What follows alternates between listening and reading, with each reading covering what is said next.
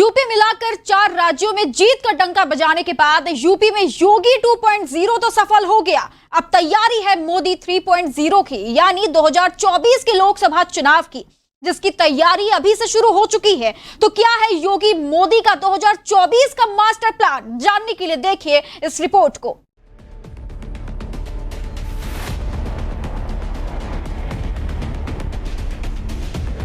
मतगणना के बारे में जो तमाम प्रकार के भ्रामक प्रचार पिछले 2-3 दिनों से चलाए जा रहे थे,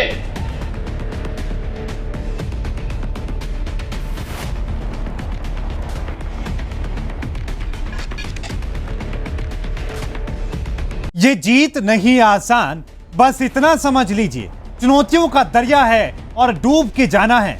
2024 की राह बनानी है, बस इतना समझ लीजिए यूपी की जीत महज जीत नहीं है, 2024 की बहुत बड़ी उम्मीद है। 22 में मिशन योगी पूरा हो चुका है, अब जिम्मेदारी है 2024 में मिशन मोदी को पूरा करने की। और ये तभी होगा जब वो भरोसा और दृढ़ होगा, वो विश्वास की गांठ और मजबूत होगी, जिसकी बदौलत यूपी की जनता ने विश्वास कर कमल का बटन दबाया।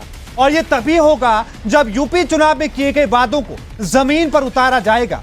उन वादों को पूरा करना होगा जिसकी उम्मीदें जनता ने एक धागे में पिरोकर रखी हुई हैं। जिम्मेदारी का एहसास सीएम योगी को बखूबी है और इस जिम्मेदारी को कैसे पूरा करना है उसका पूरा ब्लूप्रिंट तैयार करके सीएम योगी दिल्ली भी गए।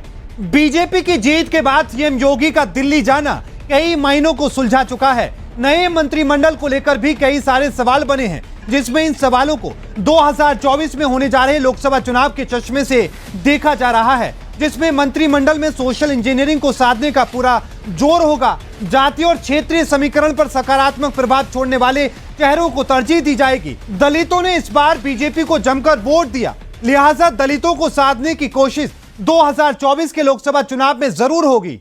मतगणना के बारे में जो तमाम प्रकार के भ्रामक प्रचार पिछले 2-3 दिनों से चलाए जा रहे थे, उत्तर प्रदेश की जनता जनार्दन की ताकत ने उस भ्रामक प्रचार को दरकिनार करते हुए आज भारतीय जनता पार्टी और सहयोगी दलों को प्रचंड बहुमत से विजयी बनाया है।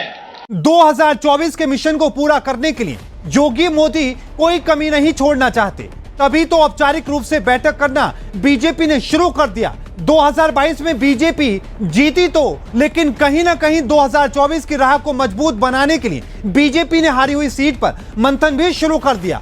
लेकिन इस बार हारी हुई सीट का मंथन इसलिए भी जरूरी है क्योंकि 2024 के लक्ष्य में अब ज्यादा समय नहीं बचा।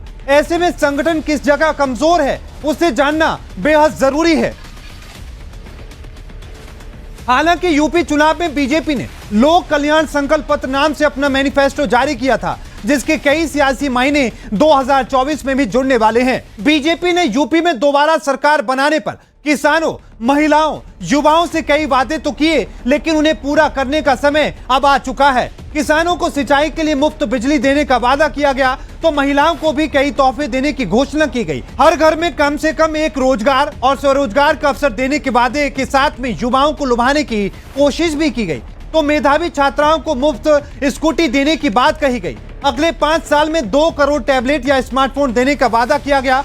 अब इन वादों की बागडोर पर 2024 की डोर भी तय की जाएगी।